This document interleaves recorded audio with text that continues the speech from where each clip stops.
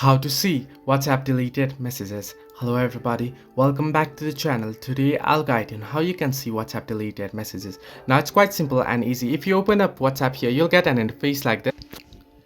Now to see deleted messages, first you'll have to export the chats. Now to do so, first tap on the three dots option that you'll find at the top right corner of your screen and then head into settings.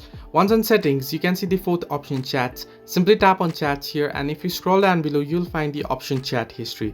Simply open it up here, and here you'll find four different options. You can say export chat, archive all chats, clear all chats, and delete all chats. Now what you want to do is tap on export chat here, and now you want to choose the chat you want to export from. Now suppose you want to see the deleted messages from this chat called mine. What you want to do is select the chat that you want to view deleted messages from, and then here you can include media. Now including media, I will suggest you to include media here. Including media means all the files, videos, and images that you have sent or received on the chat. Simply tap on include media, and here you'll get option at the bottom of your screen to select where do you want to export your chat. Now you can simply export it to your Google Drive, or you can send it to someone, or you can create your own chat and you can share it there and you can view it later.